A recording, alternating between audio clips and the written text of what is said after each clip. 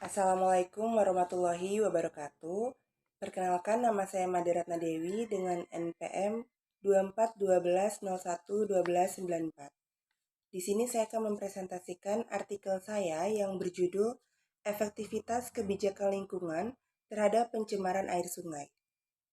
Baik, seperti yang kita ketahui, sungai merupakan saluran utama yang berada di posisi terendah di permukaan bumi, berfungsi sebagai saluran utama bagi air yang mengalir. Oleh sebab itu, kondisi sungai sangat dipengaruhi oleh keadaan daerah aliran sungainya.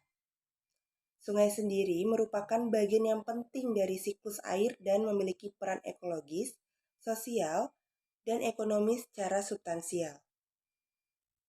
Membuang sampah sembarangan ke sungai tanpa adanya pengelolaan yang benar dapat menyebabkan pencemaran air serta menimbulkan dampak yang besar bagi masyarakat sekitar. Pencemaran air sungai ini merupakan isu yang sangat memprihatinkan karena dapat merusak ekosistem sungai serta kualitas air sungai, yang menjadi bagian sangat penting bagi masyarakat dan makhluk hidup lainnya. Kebijakan lingkungan merupakan aturan yang dibuat oleh pemerintah untuk mengelola dan mengendalikan interaksi manusia dengan lingkungan dalam kehidupan sehari-hari.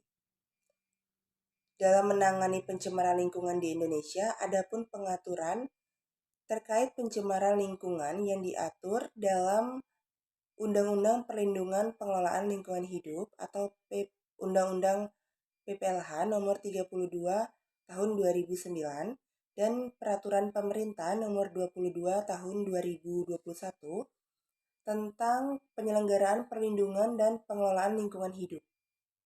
Adanya aturan ini dibuat sebagai pedoman kepada orang yang sudah mencemari lingkungan.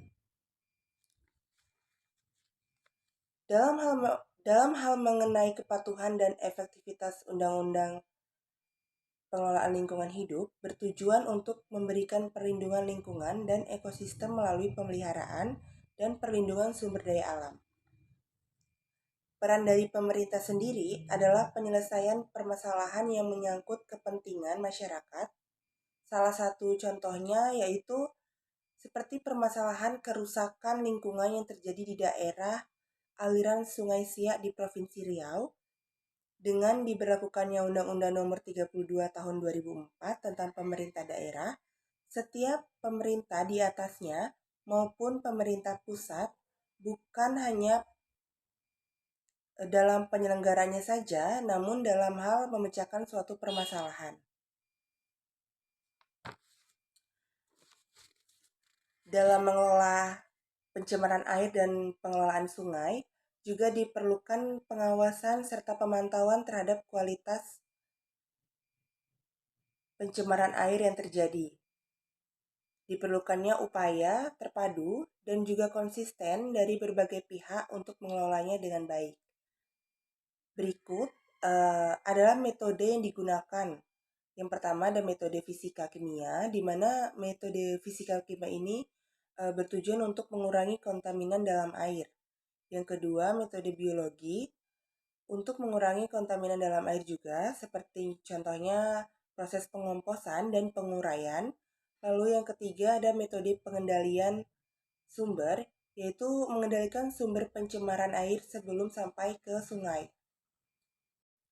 Upaya ini untuk menjaga kelestarian lingkungan, juga untuk memastikan hak untuk manusia hidup di lingkungan yang sehat dan terus terlindungi di masa yang akan datang.